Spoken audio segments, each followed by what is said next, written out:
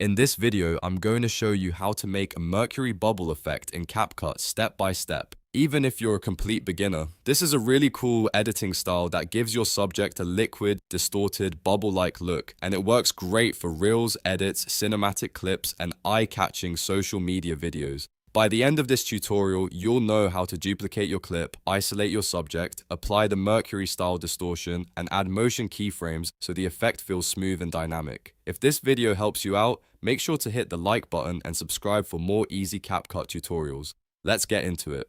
First, open CapCut and import the main video clip that you want to edit. Drag that clip down onto the timeline so you can start working with it.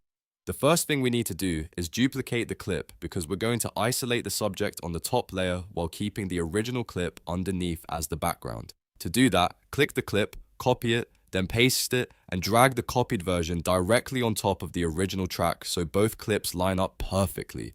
This is important because if the layers are not aligned, the effect will look off and the movement won't match correctly. Now click the top overlay clip. In the upper right settings panel, look for video, then go to remove BG or cutout, depending on the version of CapCut you're using. This is the step that lets us isolate the subject from the background. Once you open the cutout options, choose customized cutout. After that, use the Smart Brush tool and draw a quick line over the subject you want to keep. This can be a person, a car, or any main object in your scene. CapCut will automatically detect and select the full subject for you. Once it looks correct, hit the check mark and let CapCut render the cutout. After that, you should now have your subject isolated on the top layer while the original clip remains underneath. This is what gives the effect depth and lets the Mercury distortion stand out more clearly. Next, we're going to add the actual liquid style look. Go to the Effects tab in the top left menu, then choose Video Effects. From there, scroll down until you find the Distortion category. Inside that category, look for the Solution effect. This is the effect that gives the Mercury-like liquid distortion, and it works really well for this kind of bubble animation. Drag the Solution effect onto the timeline and place it over your overlay clip.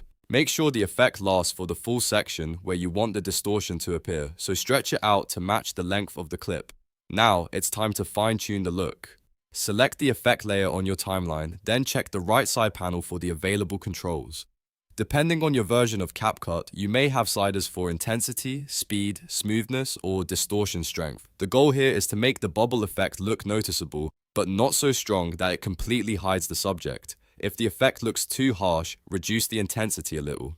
If it feels too subtle, raise it until you get that shiny Mercury liquid feel. Take a moment to preview the clip and adjust the settings until the motion looks balanced and polished. Once the distortion is in place, the next step is to create the dynamic bubble pop movement. This is what makes the effect feel alive instead of static. Click on your overlay clip, then move the playhead a few frames into the effect area. Open the basic video properties and add a position or scale keyframe. This first keyframe locks in your starting point. Then move the playhead to the middle of the clip. At this point, slightly scale the clip up to about 105 to 110%, or nudge it a little upward. This creates that swelling, bubble-like expansion that makes the Mercury effect feel like it's growing and floating. It doesn't need to be extreme, just enough to give the illusion of pressure and movement. Next, move the playhead to the end of the clip and bring the scale and position back to the original baseline values. This final keyframe is what helps the subject smoothly return to normal, so the transition feels natural instead of abrupt. When you play everything back, the subject should expand slightly in the middle, then settle back down by the end,